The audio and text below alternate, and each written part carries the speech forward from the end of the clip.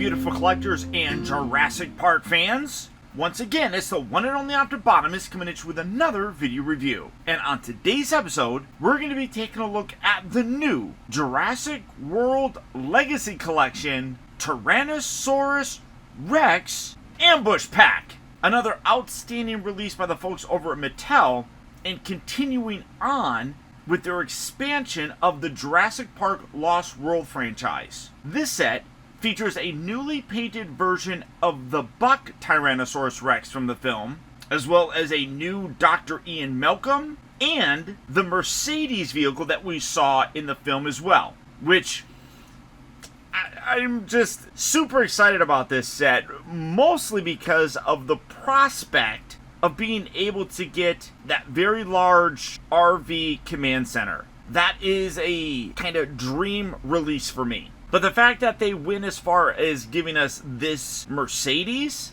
is quite impressive. For the package though, you can see you have the Jurassic World Legacy Collection right down there. Gorgeous image of Rexy coming towards it with her mouth open, looking vicious. And then of course you got that open window that fully showcases everything. Top section here has that Jurassic World logo. Side here has a kind of rain sort of aspect, which is very similar to what you see here in the background. Because when the Buck and Doe T-Rex decided to kind of state their claim to the space that these humans were occupying, mostly because they kidnapped Junior, the juvenile son of the Buck and Doe, it was kind of raining massively at that point in time, and I like how that background here kind of depicts that.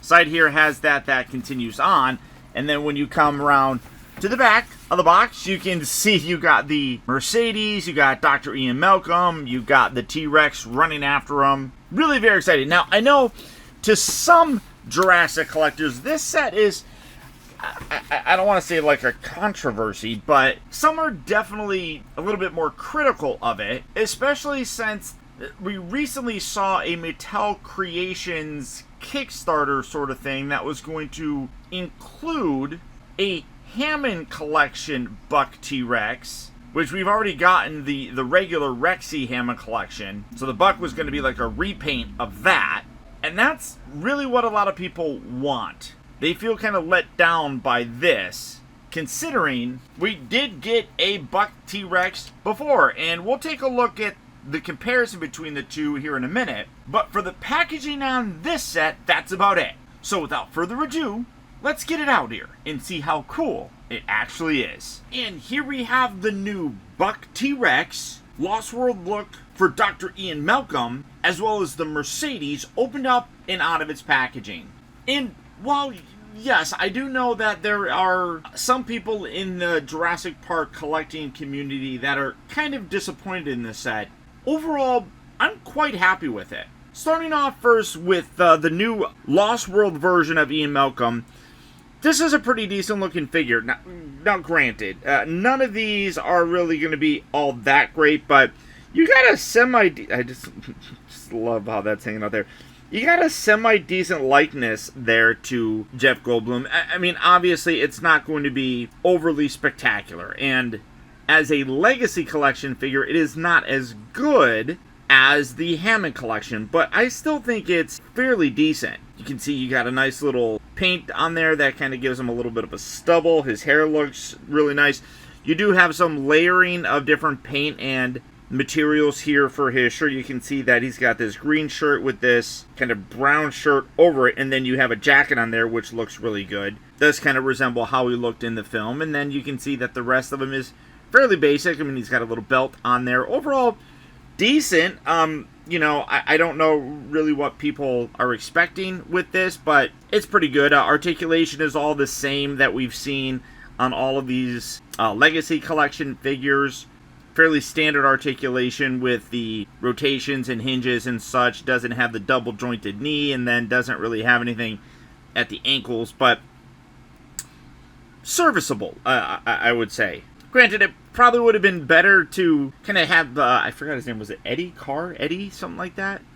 Coming with this. Maybe they'll give us another one because he was driving in a Mercedes that was similar to that, but was slightly more modified, and you'll be able to kind of see that here later on. Maybe they'll do something like a release with him, in that car. Who knows? But then now we come to the Buck T-Rex, which this is something that a lot of people kind of complain about. Again, I feel like it's because we got teased with that possible Hammond collection one, and I think a lot of people really were excited about it. I do like this. I definitely think that the coloring could be a lot better. In the film, these yellow bits kind of extended all the way down him, but I really do like the darker green color on him. The other thing is, they actually did give us a newly sculpted head, or at least the upper part of the head here, and I'll bring the other one in for a comparison, but it is, again, serviceable. That's the phrasing that I'm going to be using a lot. There could be some more paint applications on here, but in general, it's not bad. It didn't paint the toenails. That's something that most of us can probably do just by itself. He does have this little dino tracker thing, so if you guys want to scan that, if you're collecting these and you don't want to actually buy this, there, I just gave it to you. And then it does still have the little effect thing right here where you got the button at the base of the head, which allows you to push it and open his mouth, or you got a chomping thing. And I do kind of like how both of these actually go. Like, you got this bottom and top section that do go pretty decently. You can actually even kind of, that's kind of cool, you can kind of stretch it a little bit and get it to keep its mouth completely open, although that's a whole lot more wider than I think it would be. But great detail on the inside. You got these little tendons, you got the tongue right there with actually some nice texture on there, which is cool. In general, like I said, I'm impressed with it. It is a reuse, though, for the most part, of the one that we got. I don't remember what line or what version this was, but you can definitely see a re-sculpted head here. If you take a look a little bit closer, let me kind of zoom in a little bit more. You can see that this was basically a repainted Rexy. This one you can definitely see, especially here in the snout, you have more of a ridge area here, and then a little bit more of a indent right there. I also do like a lot of the dark paint around the eyes. But you can see that it is resculpted, which is surprising. They didn't really need to do it. You can kind of see it back here as well. It's very similar, but I mean, is it? Well, I mean, it definitely has the remolded bits right there. But I do appreciate that. Now you can see that this version of the Buck does have these stripes that go kind of all the way down the body. That is definitely unfortunate that they... Is this tail backwards? No. That they didn't kind of extend that with the yellow all the way down there. So, again, this does have a slightly better pattern on it, but I like the darker coloring in terms of the green on there. Also, the tail is different. You can see that this one is a little bit more curved, whereas the new one is a little bit more straight, I guess, or do I just have it upside down? I don't know. I mean, that does rotate, so maybe? I don't know. Which way do you go? Does it really matter? I mean, it's kind of hard to see where it lines up. This is like the underside, though, I feel. And I feel like that's... I don't know if I got this poor guy's tail upside down, but it's in a slightly different configuration, which is nice. But you can see that this one had darker nails and everything. So you got the yellow underbelly, which this one doesn't have, which I kind of like that a little bit more. I'm trying to remember if it did have a lot of this yellow, and I still find it weird that even on these ones here, there's not more of a fade going on, but you have the opening mouth there. The tongue is a more separate piece than that one, so that's different as well. But you do have this weird sleeve here. A lot of people kind of made, and there's some dust on there, they kind of made fun of that in terms of how that looked and everything. So is this one going to replace this one in my collection? I honestly don't know. To be totally honest with you, it's probably just because, like I said, I really like the darker color on the new one, but there are elements in terms of the paint applications that I really do prefer on that other one. I mean, if they were able to continue that all the way down, that would be really nice to do.